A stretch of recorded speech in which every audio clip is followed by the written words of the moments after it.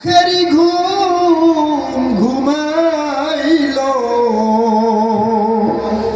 কি ধনে হইয়া ধনী মহাজনী করিল সঞ্চর্ম নাই অষ্টু জানি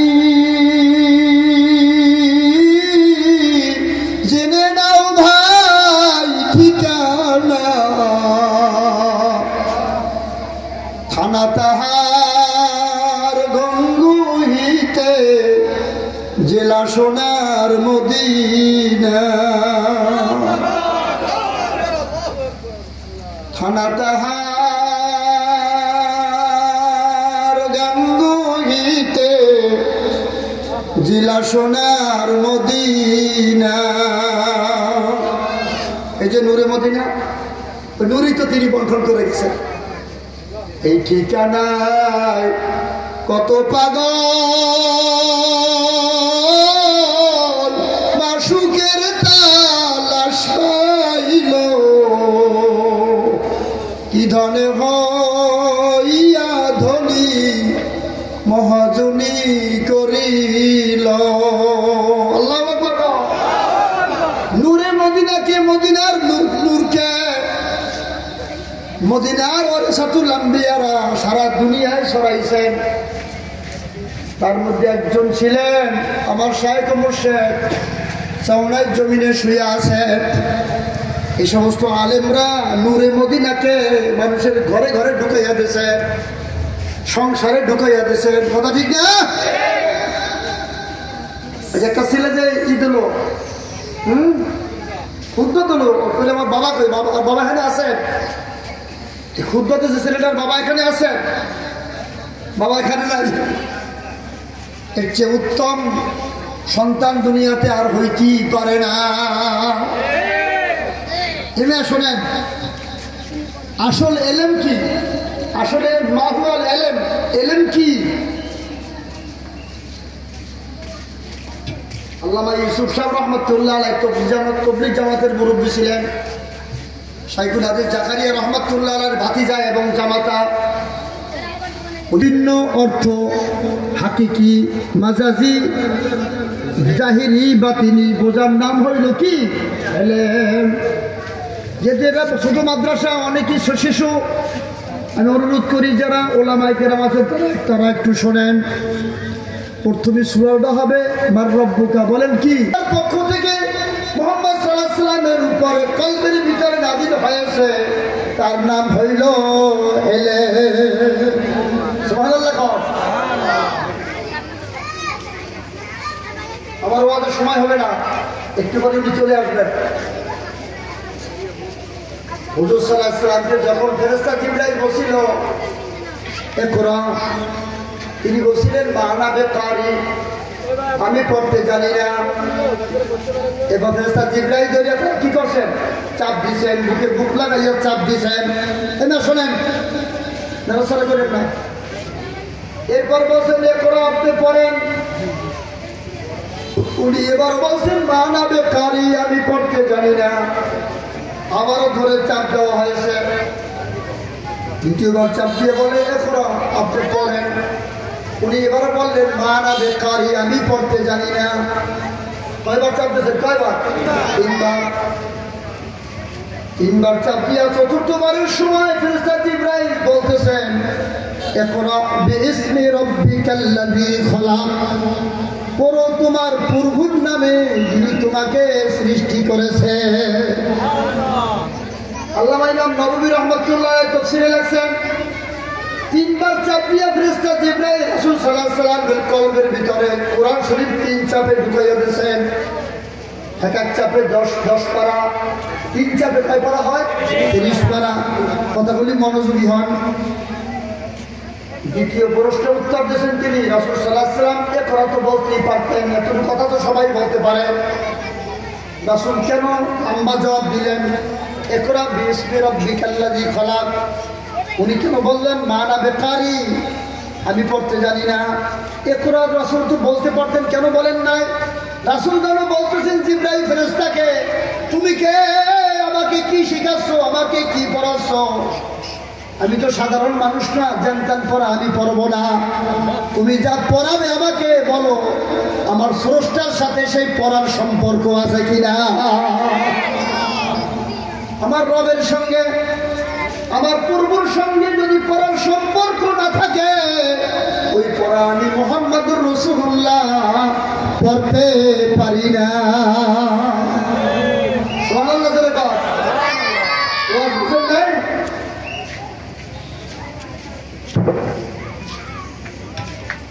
রাসূল যেন বলতেছেন, তুমি বড় পরিপূর্ণ কথা বলো, শুধু একরা বললেই হবে না, কি পড়াবে সেই পরিচয় আমাকে আগে দাও।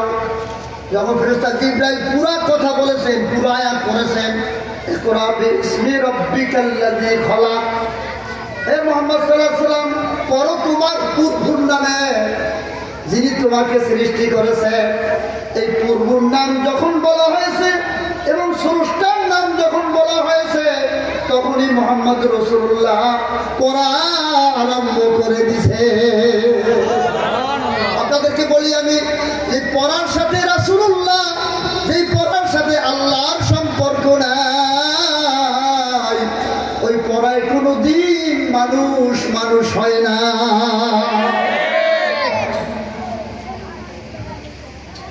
কবর বলা হবে মার রব্বুকা, কে তোমার রব।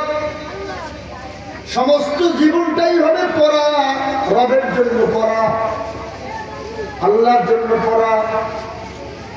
নামাজে যখন আমরা দাঁড়াই, দাঁড়ানোর পরে প্রথম যে সূরা পড়ি, আমার দিকে চাই, সূরাতুল ফাতিহা।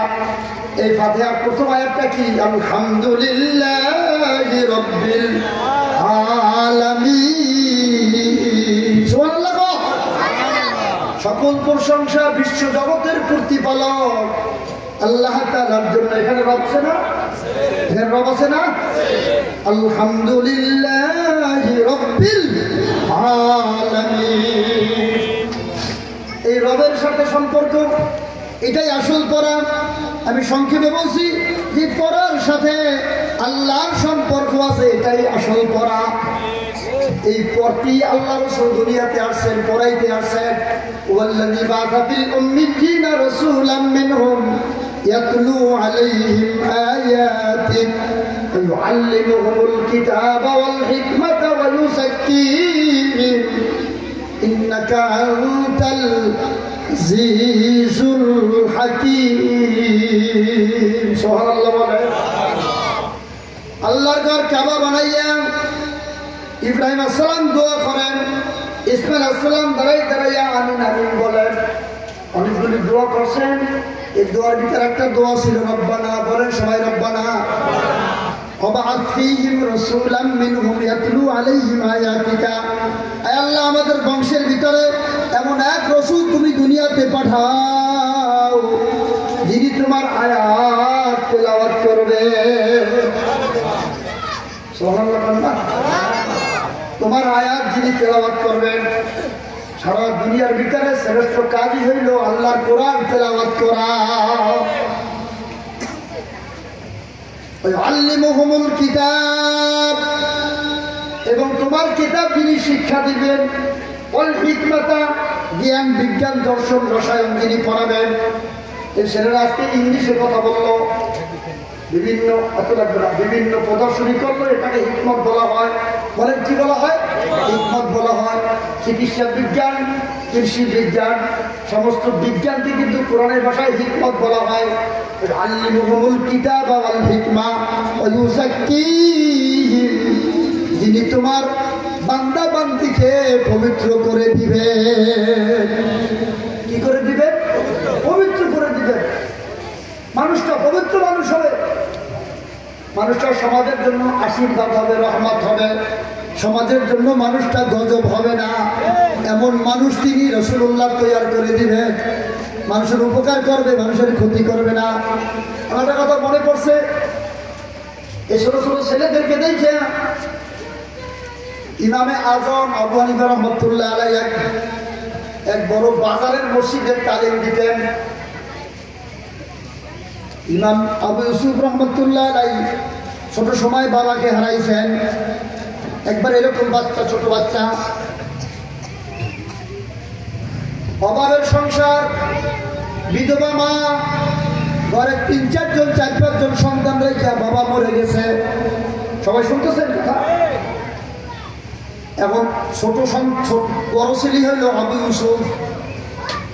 এই আবু ইউসুফ একদিন তার মা বলে, বাবা তুমি একটু বড় হয়েছ, 7-8 বছর তোমার বয়স হয়েছে, আমরা তো অভাবে আছি, তোমার বাবা গরিব মানুষ, আবার মেয়ে মারা গেছে, ঘরে চাল নাই, পরনে কাপড় নাই, তুমি একটা কাজ শেখো বাবা, কাজ শেখার পরে তুমি ইনকাম করবে, আমরা চলতে পারবো।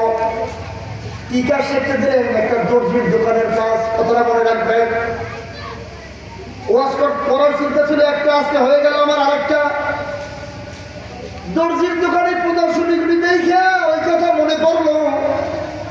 দর্জির দোকানে যেদিন প্রথম আবু ইউসুফ কাজ শিখতে গেছেন এক বাজারে, জোহরের আজান দিছে, আল্লাহু আকবার। এই 7-8 বছরের ছেলে কাজ রাইখা মসজিদে ঢুকছে নামাজ পড়ার জন্য। নামাজ পড়ার পরে এলান হয়েছে তালিম হবে, আপনারা বসেন। আবু ইউসুফ মসজিদের মধ্যে বসছেন। ওই ওস্তাদের নজর গেছে আবু ইউসুফের দিকে। আমি সংক্ষেপে বলছি, আমার ওয়াজটা আপনারা কিভাবে শোনেন আমি চেহারা দেখে বলতে পারবো আমার ওয়াজ কে কিভাবে শুনতেছে। তালিমের সময় শেষ হয়ে গেছে। আবু হানিফা রাহমাতুল্লাহ আলাইহি বারবার আবু ইউসুফের দিকে নজর করতেছে। এই ছেলেটাকে বাজারে কোনোদিন দেখি না। ছেলেটা আমার কথা মুখ খুব ভালো করে শুনছে, মনোযোগ দিয়ে শুনছে। হ্যাঁ, একবারে ওস্তাদে বায়াত হামসা বুখানি মুদম লফজে রাতা কি কে খানি তাশুবি মর্দে কামাল। খুব ভালো করে ছেলেটা আমার কথাগুলি শুনছে। মেহরাবে বৈশা আবু হানিফা রাহমাতুল্লাহ আলাইহি নাম ছিল নোমান। বাবা তুমি কে, একটু আমার কাছে আসো। আবু ইউসুফ আসছে, তোমার বাড়ির নাম কি? আবু ইউসুফ। বাড়ি কোথায়? অমুক গ্রামে। এখানে কিভাবে আসলে? আমার মা দর্জির দোকানে আমাকে কাজ শিখতে দিছে। তুমি তো 7-8 বছরের শিশুর, ব্যাপার কি? হুজুর, ইমাম সাহেব, আমার বাবা নাই, আমার মায়ের পরনে কাপড় নাই, আমাদের ঘরে চুলা জ্বলে না, মায় পাঠাইছে কাজ শেখার জন্য, এই জন্য আসি। কাজ শেখবা, কয় টাকা পাবা? এখন উনি আমাকে প্রাথমিক পর্যায়ে এত করে হাজিরা দিবেন। কাজ শিখলে আমি মাস্টার হইলে অনেক টাকা ইনকাম করতে পারবো। মনে করেন বলছে 50 টাকা 100 টাকা হাজিরা দিবে। আবু হানিফা রাহমাতুল্লাহ আলাইহি বলে, বাবা ওই কাজের দর্জির দোকানে যাওয়ার প্রয়োজন নাই, তুমি আমার সামনে বসো, আমার থেকে কিতাব শেখো। বাড়িতে যখন যাবে এই টাকাটা, হাজিরার টাকাটা আমার থেকে নিয়ে যাইও। আসলে তো এখন ছাত্র আছে, ওস্তাদ নাই। ছাত্র এখনো জমিনে বহুত আছে, ওরকম ওস্তাদ নাই। সাহাবায়ে কেরাম আগার হামকো দেখতে তু কাফের কাহতে, হাম উनको দেখতে তু মজনুন কাহতে। আমরা যারা লেখাপড়া করছি, আমাদের ওস্তাদরা 1 টাকা নেওয়ার চিন্তা করি নাই। আমি যার কাছে কোরআন বর্ষ করছি, আমার কারি সাহেব হুজুর, আমার আব্বাই 200 টাকা তারে মাসে বেতন দিতে চাইছিলেন। ওই সময় আমার ছাত্র জীবনে আমার টাকাটা কারি সাহেব হুজুর আমার হাতে জমা ফেরত দিয়ে বলে, তোমার আব্বার কাছে বলিও তোমারে আমি কোরআন শিখাই আল্লাহর সন্তুষ্টির জন্য।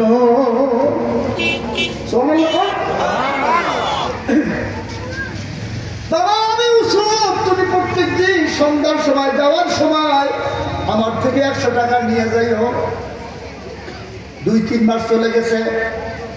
একদিন মা জিজ্ঞাসা, আবু ইউসুফ কাজ কত দূর হয়েছে? 100 টাকায় তো সংসার চলে না, কাজ কত দূর হয়েছে? মা আমি তো কাজ শিখি না, তাহলে টাকা পাও কই, কি করো?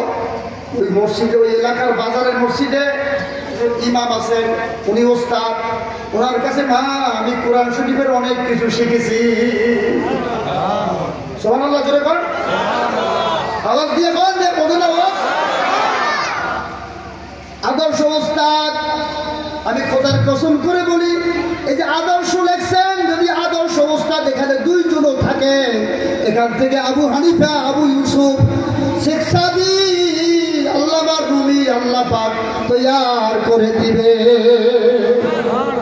আদর্শ উস্তাদ আগে শিক্ষার মৌলিক উপাদান হলো চারটা, লিখে রাখেন আজকে আমার থেকে। 1 নম্বরে আদর্শ উস্তাদ, 2 নম্বরে আদর্শ কিতাব, 3 নম্বরে আদর্শ পরিবেশ, 4 নম্বরে আদর্শ নিয়ম। এটি সব হইলি প্রতিষ্ঠান হয়ে যায়। এই শহরে লাগবে না, জঙ্গলও প্রতিষ্ঠান হয়ে যাবে। লেখার ভাষাতে এখনো জঙ্গলের ভিতরে ঘরে এখনো শহর নাই, আছে না কথা ঠিক না? আবু ইউসুফের মা বলতেছে, আবু ইউসুফ বাবা কালকে যাইয়া তুমি দর্জির দোকানে ঢোকো, হুজুরের টাকা কয়দিন দিবে? হুজুরে আজকে আছে কালকে নাই, হুজুরে কয়দিন তোমার টাকা দিবে, তুমি দর্জির কাজ শেখো। সকালবেলায় আবু ইউসুফ আইসা হুজুরের কাছে প্রথম গেছে, যাইয়া বলতেছে, হুজুর আমার মায় বলছে দর্জির দোকানে কাজ শেখার জন্য, আপনি আমার কয়দিন টাকা দিবেন? এবার বলে আজকে শেখো, কালকে তোমার মায়েরে তুমি নিয়ে আইসো, আমি তোমার মায়েরে বুঝাবো।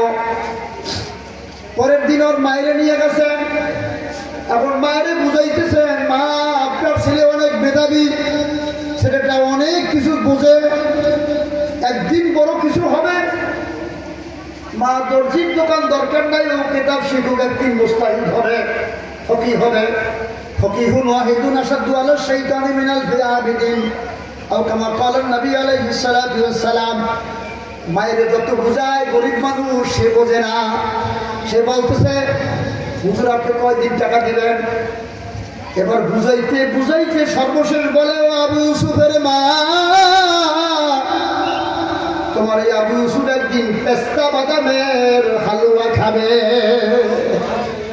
পেস্তা বাদামের কেজি কত? বাংলাদেশে এখন 5 টাকা কেজি, ভালো না? হালুয়া খায় আমরা চোখেও দেখি না। তোমার এই সন্তান একদিন পেস্তা বাদামের হালুয়া খাবে। এখন ওস্তাদ আর চাকরির ছাত্রের এত মহব্বত হয়ে গেছে, ওস্তাদ হাজিরা বাড়াইয়া দিতেছে, খালি বেতন নেয় না, কিছু কিছু ওস্তাদরা ছাত্রদের আরো বেতন উল্টা দেয়। এই কেসেরা তো উল্টা দিচ্ছে, খালি ছাত্র তৈরি করেছেন, নিজের টাকা পয়সা দিয়ে তৈরি করেছেন, দিন জাতির জন্য তৈরি করেছেন। শিখতে শিখতে তিনি এমন এক বড় মুফতি, বড় মুহাদ্দিস হয়ে গেছে, বড় ফকিহ হয়ে গেছে। ওই দিন ওই দেশের প্রধান বিচারপতি মারা গেছে, খলিফা মনসুর ছিল তখন রাষ্ট্র ক্ষমতায়। সে আবু হানিফা রাহমাতুল্লাহ আলাইহিকে চিফ জাজ, প্রধান বিচারপতি হওয়ার প্রস্তাব দিয়েছে। আবু হানিফা রাহমাতুল্লাহ আলাইহি বলেন, আমি তো কিতাব পড়াই, ইজতিহাদ করি, কিতাব লেখি, মাসালা লেখি, আমার প্রধান বিচারপতি হওয়ার সময় নাই। তবে আপনি যদি বলেন আমার কাছে এমন এক আলেম আছে, সে প্রধান বিচারপতি চিফ জাজ হওয়ার যোগ্যতা রাখে, আমি তারে দিতে পারি, দিয়ে দেন। এবার আবু হানিফা রাহমাতুল্লাহ আলাইহি বলে, আবু ইউসুফ আল্লাহ পাক তোমাকে এই দেশ এবং জাতির বিবেক প্রধান বিচারপতি বানাইয়া দিছে। সুবহানাল্লাহ, জোরে জোরে না। বাড়িতে যাও। কোথায় যাও? কোথায় যাও? বাড়িতে যাও, মা এবং ছোট ছোট ভাই বোনদেরকে নিয়ে আসো। প্রধান বিচারপতির বাসভবনে ঢোকো। কালকে তোমার শপথ হবে, পরশুদিন থেকে তুমি প্রধান বিচারপতির চেয়ারে বসবে। বাড়িতে যাইয়া গাঠি মুসকা বান্ধিয়া গরিব মানুষ, বিধবা মা এবং তার ভাই বোনদেরকে নিয়ে প্রধান বিচারপতির বাসভবনে ঢুকলেন। সকালবেলা নাস্তা, খলিফা মনসুরও থাকবেন সেই নাস্তার দস্তারখানে, এবং আবু হানিফা রাহমাতুল্লাহ আলাইহি একেও দাওয়াত দেওয়া হয়েছে ওস্তাদ হিসাবে। এখন একই দস্তারখানে আবু হানিফা বসছেন, আবু ইউসুফও বসছেন, খলিফা মনসুরও বসছে। ওই দস্তারখানের বিভিন্ন মেনুর ভিতরে, খানার নাস্তার ভিতরে পেস্তা বাদামের হালুয়াও একটা ছিল। ওই হালুয়ার দিকে নজর পড়ার পরপরই ঘর থেকে খুনখুন করে আওয়াজ আসছে, মায়ের কান্নার আওয়াজ। একদিন বুঝাইতে না পারি না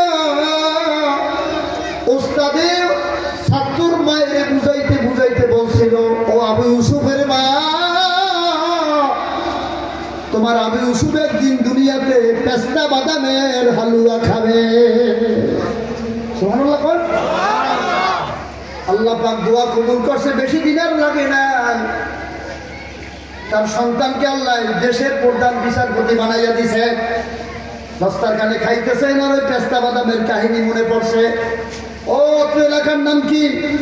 এলাকার ভাইয়েরা, হতে পারে ইনশাল্লাহ বলে এই মাদ্রাসার এই যে খুতবা দিল, বিভিন্ন কথা বললো, বা কেউ মাদ্রাসার অনেক ছেলেরা তো মাইকের সামনে আসতেও পারে না।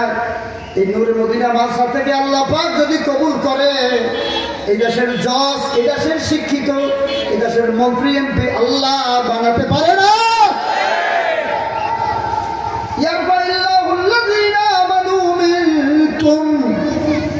والذين أوتوا العلم درجات।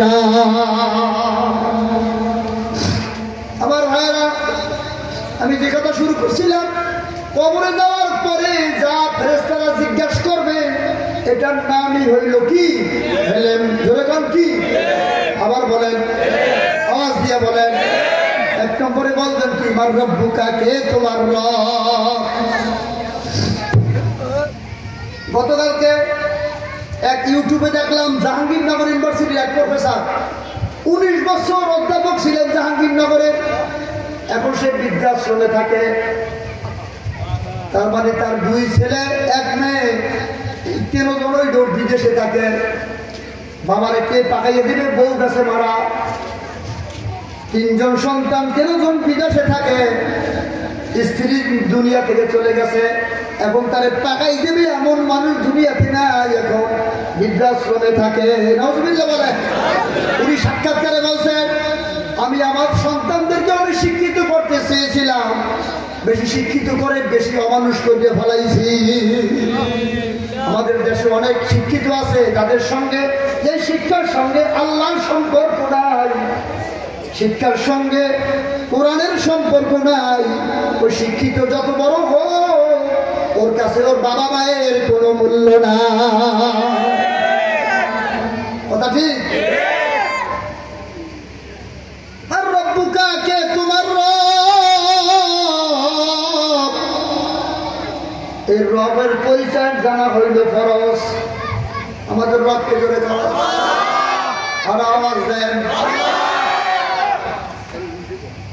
ইন্নাল্লাযীনা ক্বালু রাব্বুনাল্লাহ। প্রত্যেক নামাজে এক এক রাকাত নামাজে একবার রুকু হয়, 2 বার সিজদা হয়। সিজদা এবং রুকুর তাসবিহ আমরা কি করি? সুবহানা রাব্বিয়াল আযীম, রবের নাম। সুবহানা রাব্বিয়াল আলা, রবের নাম। রব অর্থ কি? কোটি মানব। রব অর্থ কি? কোটি মানব। কোটি কোটি একজন নামাজি এই রব রব রব রব বারবার বলেছেন। ফেরেশতারা যখন জিজ্ঞেস করবে, মার রব্বুকা, কে তোমার রব। আমরা কিতাবে পড়ছি, আল্লাহ তখন বলবে, ও ফেরেশতারা, খুব সম্মান দিয়া সওয়াল করো। সারা জীবনও আমাকে রব বলে বলে কবরে আসে, আমি হইলাম ওর রব। সুবহান রাব্বিয়াল আলা। ইয়া মারইয়াম কুনুতি লিরাব্বিকি ওয়াসজুদি ওয়ারকাই মা'আর রাকিঈন। সুবহানাল্লাহ।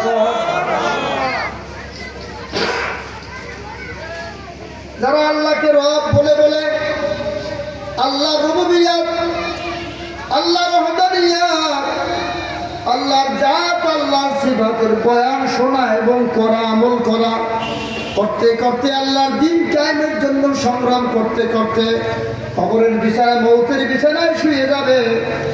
আল্লাহ বলেন, তাতানাজ্জালু আলাইহিমুল মালায়েকা, আমি আল্লাহ তাদের আগাই নেওয়ার জন্য আসমান থেকে জমিনে ফেরেশতা নাজিল করে দেব।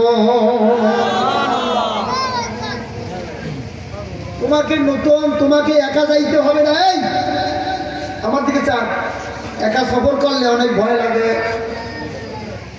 ইমানদার তো একা কবরে যাবে না। সুবহানাল্লাহ বল, আর আওয়াজ দিয়ে বল। ইমানদার কিন্তু একা কবরে যাবে না। সেটা কেমন কথা? ইন্নাল্লাযীনা ক্বালু রাব্বুনাল্লাহ সুম্মা ইসতাকামু, যারা আল্লাহকে রব বলে স্বীকৃতি দেয় এবং তার উপরে মজবুত থাকে, তারা যখন মারা যাবে, মৌতের বিছানায় শুয়ে যাবে, তাতানাজ্জালু আলাইহিমুল মালায়েকা, তাদের মৌতের বিছানার চতুর্দিকে আল্লাহ পাক হাজার হাজার ফেরেশতা নাযিল করে দিবে। ফেরেশতারা তখন কি বলবে?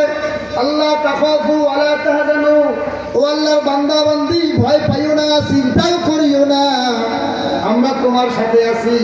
আল্লাহ তাখাফু ওয়ালা তাহজানু ওয়াবশিরু বিল জান্নাতিল্লাতী কুনতুম তুআদুন। এই দেখো, সুবহানাল্লাহ কর, আরো জোরে কর সুবহানাল্লাহ। এই দেখো, এই দেখো, এরকম দেখানো হবে। এই দেখো, আল্লাহ তোমার জন্য, তোমার ঘরটা এখন বস্তির ঘর, এই ঘরটায় কোনো খাট নাই, বিছানায় মাটিতে শুয়ে থাকো। এই দেখো তোমার জন্য কি জান্নাত আল্লাহ বানাইয়া রাখছে। সুবহানাল্লাহ কর না? দুনিয়াতে থাকতেই জান্নাত দেখানো হবে। এই দেখো তোমার জান্নাত। ওয়াবশিরু বিল জান্নাতিল্লাতী কুনতুম তুআদুন, নাহনু আউলিয়াউকুম ফিল হায়াতিদ দুনিয়া ওয়া ফিল আখিরাহ। আমরা দুনিয়ার জীবনেও তোমার বন্ধু ছিলাম, যদিও তুমি দেখো না, এখনো তোমার বন্ধু আছি। তোমাকে জান্নাতে না পৌঁছানো পর্যন্ত আমরা কেউ তোমার নিকট থেকে যাব না। এই জন্য তারা আল্লাহওয়ালা ইমানদার, তারা কিন্তু একা কবরে যাবে না। সুবহানাল্লাহ কর।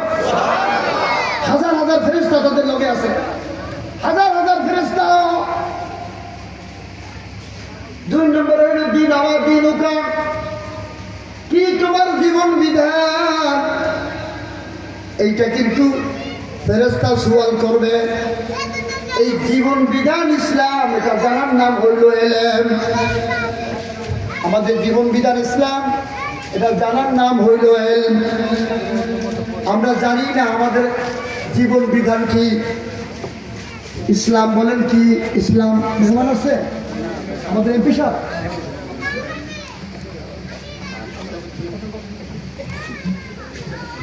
আলহামদুলিল্লাহ বলেন। আমাদের এমপি সাহেব জনাব মোহাম্মদ নুরুদ্দিন সাহেব, জান্নাত ভাইয়ের সাথে আমার অনেক পরিচয় আছে। উনি তো 10-এর, ভাই হলো 11। ভাইটা আমি চিনি। আমি ইসলামী আন্দোলন ঢাকা মহানগর দক্ষিণে জয়েন্ট সেক্রেটারি। আহলান সাহলান মারহাবান তাইয়্যিবান। আমাদের নূরে মদিনা আদর্শ মাদ্রাসায় আমাদের অত্র এলাকার সদস্য প্রার্থী, হাত পাখার প্রার্থী, ইসলামী আন্দোলন মনোনীত।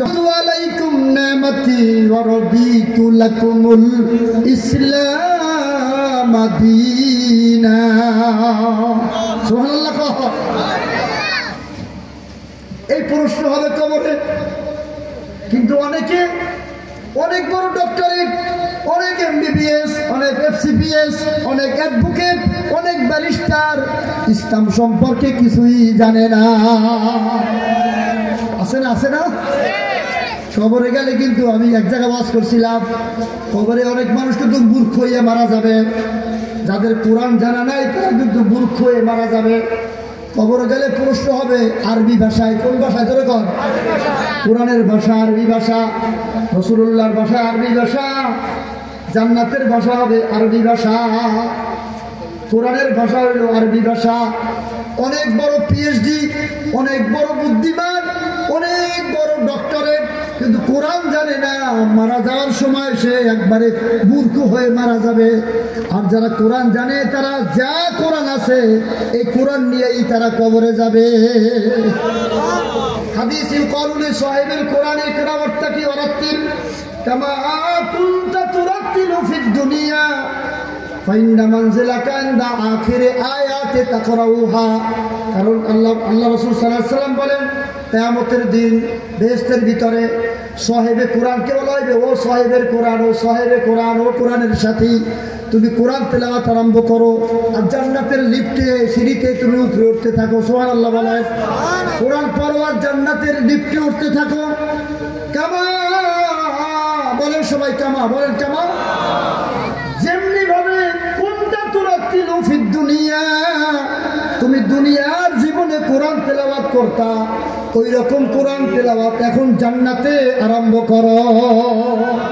তাই এখানে তেলাওয়াত আর জান্নাতের তেলাওয়াতের ভিতরে কোনো পার্থক্য নাই।